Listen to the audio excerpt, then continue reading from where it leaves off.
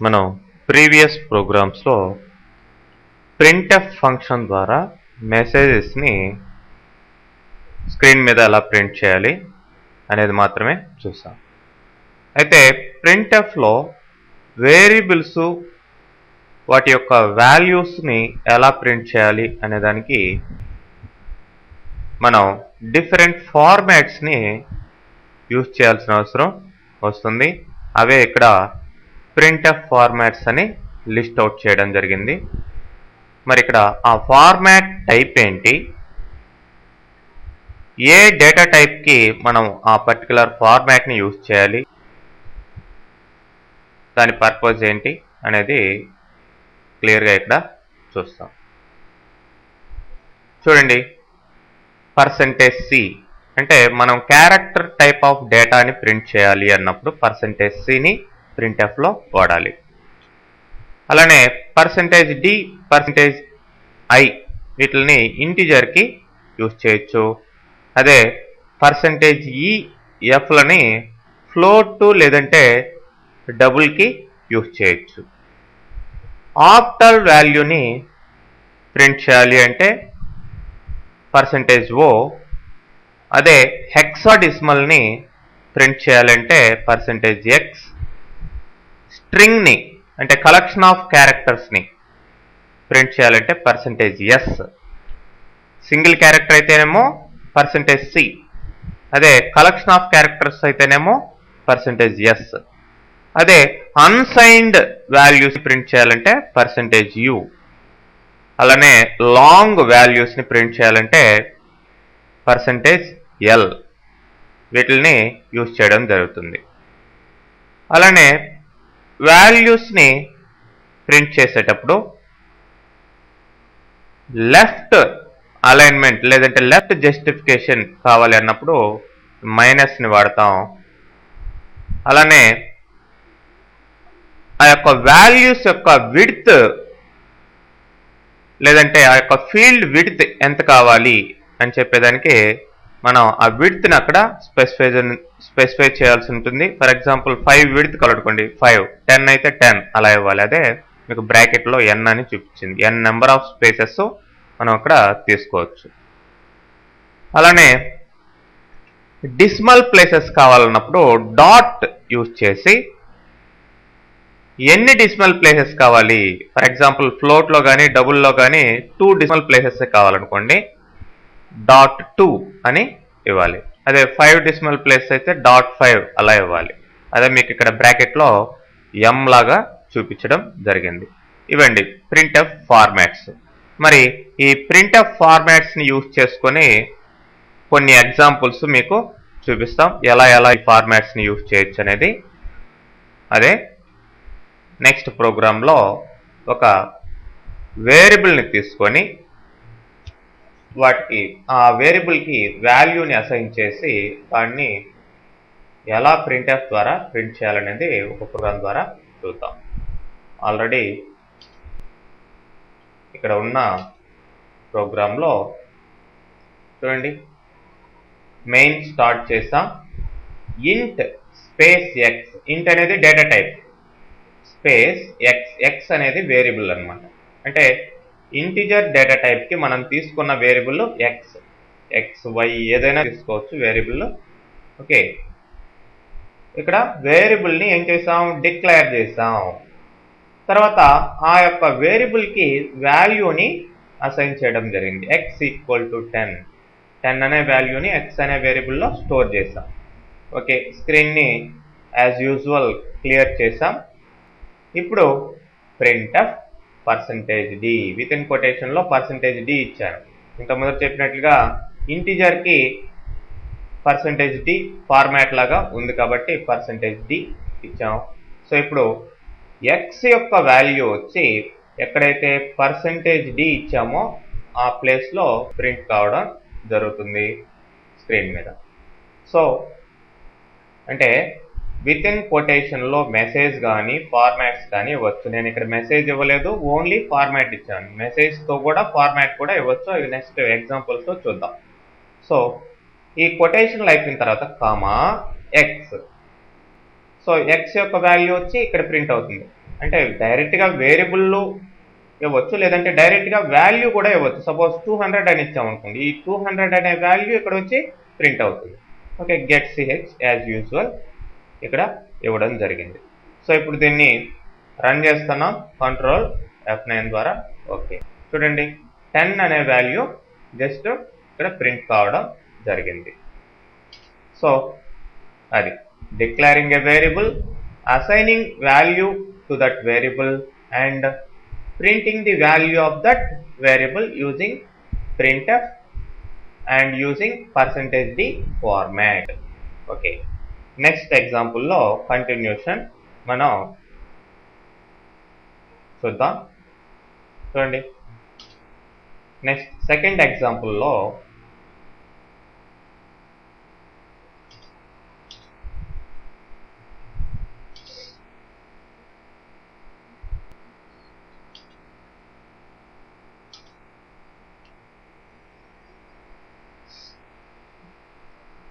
Variable ని declare చేసేటప్పుడే వాల్యూని అసైన్ చేసాం.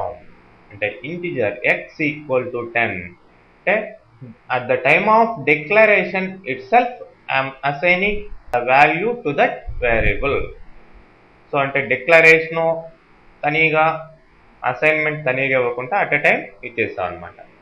చూడండి కింద ప్రింట్ఎఫ్ లో ఏం చేసాం, the value of X is అంటే ఇక్కడ మెసేజ్ ఇవ్వడం జరిగింది, మనకు కావాల్సిన మెసేజ్ ప్లస్ %d ఇక్కడ ఇచ్చాం. సో ఈ మెసేజ్ ప్రింట్ అవుతూ లాస్ట్ లో ఈ %d ఎక్కడైతే ఇచ్చామో ఆ ప్లేస్ లో x యొక్క వాల్యూ వచ్చి ప్రింట్ అవుతుంది. చూడండి ప్రోగ్రామ్ రన్ చేస్తాం. The value of x is 10 అనే రిజల్ట్ మనకి ఇక్కడ రావడం జరిగింది. అంటే మన ఇష్టం %dని ఎక్కడ అవసరమైతే అక్కడ మనం ప్లేస్ చేసుకోవచ్చు. ఫర్ ఎగ్జాంపుల్ ఇప్పుడు నేను చేంజ్ చేస్తున్నాను, చూడండి ప్రోగ్రామ్ని.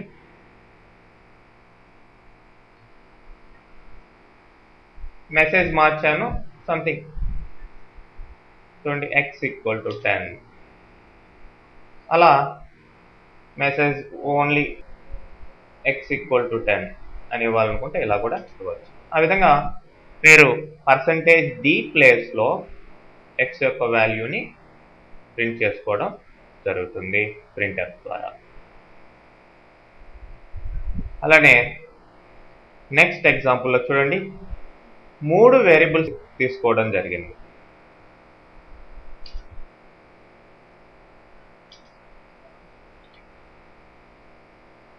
మూడు వేరియబుల్స్ తీసుకున్నాం. ఇంట్ x equal to 10, y equal to 20, z అంటే x, y, z అనే వేరియబుల్స్. xకి 10 అనే వాల్యూని అసైన్ చేసాం, yకి 20 అనే వాల్యూని అసైన్ చేసాం, zకి ఏ వాల్యూ కూడా ఇవ్వలేదు. ఓకే, స్క్రీన్ క్లియర్ చేసిన తర్వాత z equal to x plus y అంటే x ప్లస్ వైలో ఉన్న వాల్యూస్ యాడ్ అయ్యి జెడ్లోకి స్టోర్ అవుతాయి అన్నమాట. సో ఇప్పుడు ఈ 3 వేరియబుల్స్ యొక్క వాల్యూస్ని ఎలా ప్రింట్ చేసాము చూడండి. x equal to %d, y equal to %d, z equal to %d. So x యొక్క వాల్యూ వచ్చి ఎక్కడ ప్రింట్ అవుతుంది, ఈ ప్లేస్లో ప్రింట్ అవుతుంది. అదే y యొక్క వాల్యూ ఈ ప్లేస్లో ప్రింట్ అవుతుంది, z యొక్క వాల్యూ ఈ ప్లేస్లో ప్రింట్ అవుతుంది. అలా సీక్వెన్స్ అన్నమాట. ఓకే, చూడండి ప్రోగ్రామ్ రన్ చేస్తున్నాను. Control F9. x equal to 10, y equal to 20, z equal to 30. x plus y అన్నాం కాబట్టి z ఈక్వల్ టు. సో అలా వేరియబుల్స్ని కంటిన్యూషన్గా కామా ద్వారా మీరు కంటిన్యూషన్గా లిస్ట్ వేరియబుల్స్ యొక్క లిస్ట్ని ఆ పర్టికులర్ డేటా టైప్కి కంటిన్యూషన్గా తీసుకోవచ్చు అన్నమాట.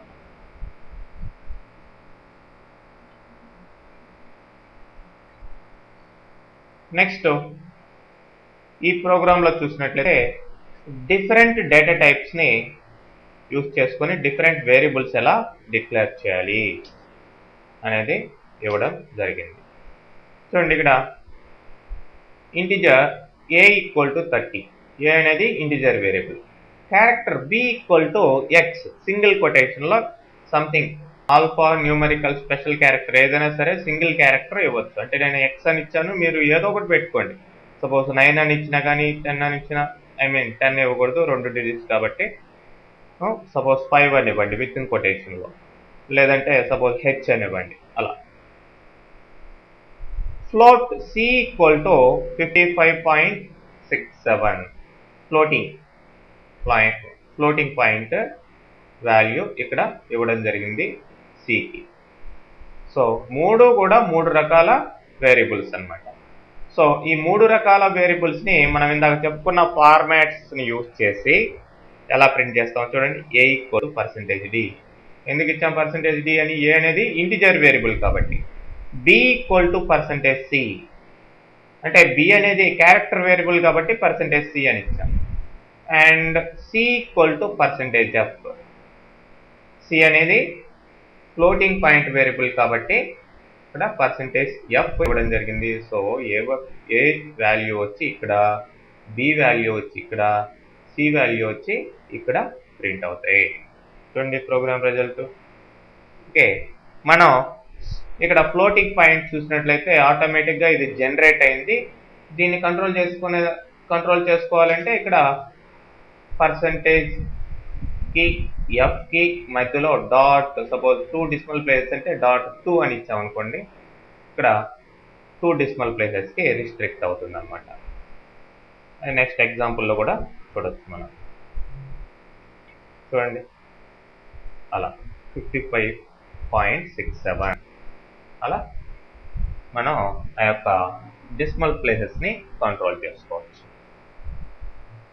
అలానే నెక్స్ట్ ఎగ్జాంపుల్లో చూసినట్లయితే మీకు ఇక్కడ డిఫరెంట్ ఫార్మాట్స్ని యూజ్ చేసుకొని ఎలా ప్రింట్ఎఫ్లో ప్రింట్ చేయొచ్చు అనే దానికి ఒక లెంతీ ఎగ్జాంపుల్ ఇవ్వడం జరిగింది.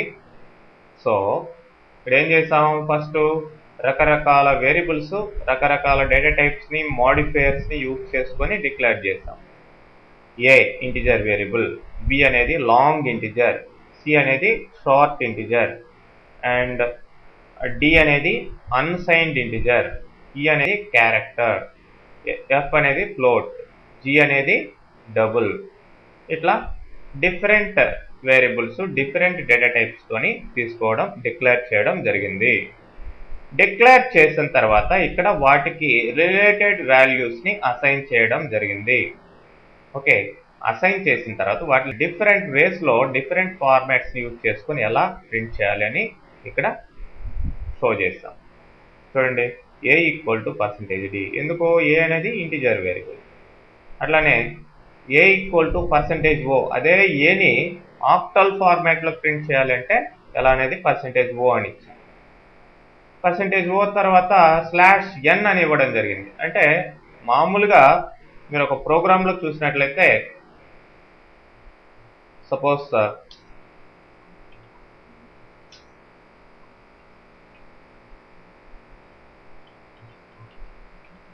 %n, %t వీటిని మనం ఏమంటామంటే ఎస్కేప్ సీక్వెన్సెస్ అంటాం.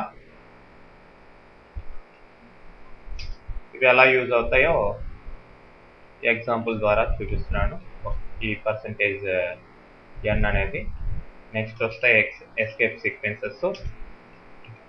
చూడండి, సింపుల్ ప్రోగ్రామ్ ఒకటి రాయడం జరిగింది. ప్రింట్ఎఫ్ హలో వర్డ్ రన్ చేశాను ప్రోగ్రామ్. రిజల్ట్ చూడండి ఏమైంది, హలో వర్డ్, హలో పక్కనే వర్డ్ అనేది ప్రింట్ అయింది. మరి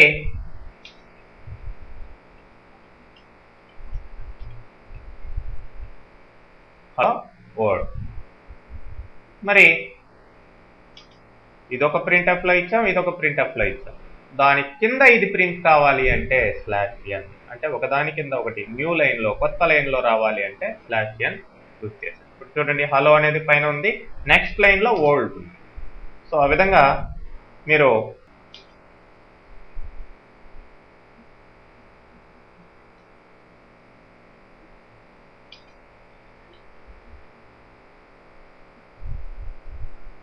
ఒక లైన్ కింద ఇంకొక లైన్ను ప్రింట్ చేసుకోవాలంటే /nని యూజ్ చేయడం జరుగుతుంది.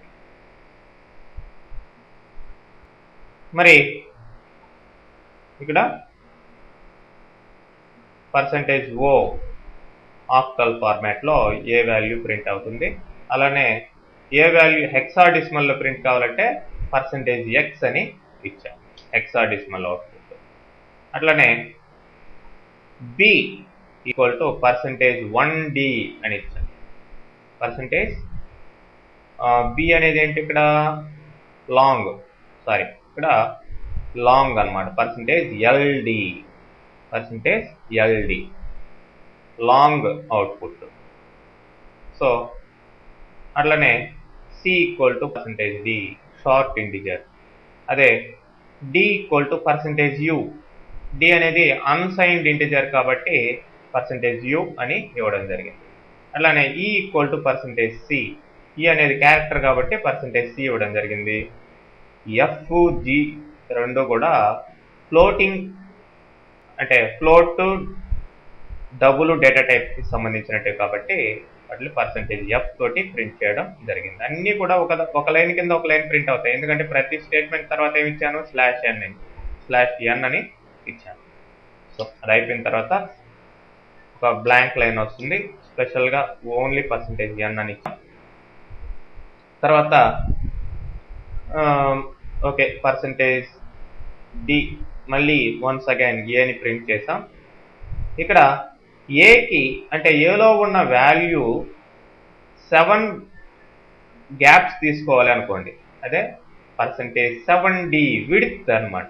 అదే 5 అని ఇచ్చాం అనుకో, 5 గ్యాప్స్ తీసుకుంటుంది అది. అదే -7D లెఫ్ట్ జస్టిఫికేషన్ వస్తుంది. అట్లానే ఫ్లోటింగ్ పాయింట్కి కంట్రోల్ చేసేదానికి చూడండి, మామూలుగా Fని మామూలుగా %F ద్వారా ప్రింట్ చేసాం, మళ్ళీ %12 గ్యాప్స్ తీసుకుంటుంది. అలానే %12.3F 3 డెసిమల్ ప్లేసెస్ తీసుకుంటుంది. అట్లనే 5.5 అని ఇచ్చాం, 5 డెసిమల్ ప్లేసెస్ తీసుకుంటుంది. అట్లనే -12.5 left justification, 12 gaps, 5 decimal places. So ప్రోగ్రామ్ని మనం రన్ చేసినట్లయితే అవుట్పుట్ చూడండి ఎలా వచ్చిందో. A normal integer and octal value, hexadecimal value. B ఏంటండి, ఇక్కడ B అనేది లాంగ్ ఇంటిజర్. C అనేది ఏంటి, షార్ట్ ఇంటిజర్. అలానే D ఏంటి, అన్సైన్డ్ ఇంటిజర్. E అనేది ఏంటి, ఇక్కడ character, X as it is print అయింది. F, Gలో ఫ్లోటింగ్ పాయింట్ వేరియబుల్స్ కాబట్టి ఆ ఫ్లోట్ వాల్యూ ప్రింట్ అయింది. తర్వాత మళ్ళీ ఏని యాజ్ యూజువల్ ప్రింట్ చేసాం. మళ్ళీ ఏ ఈక్వల్ టు గ్యాప్ ఇచ్చాం. ఇక్కడ చూడండి, ఏ ఎంత గ్యాప్ ఇచ్చాం, 7D అని ఇచ్చాం కాబట్టి 7 గ్యాప్స్ టోటల్గా తీసుకుంది. సో 7 గ్యాప్స్లో 4 ఆల్రెడీ డిజిట్స్ ఉన్నాయి, దాని ముందర 3 గ్యాప్స్ వదిలేస్తుంది అనమాట. 3 + 4 ఇట్లా గ్యాప్ మొత్తం ఇక్కడ ప్రింట్ అయ్యేటప్పుడు 7 గ్యాప్స్ తీసుకుంది.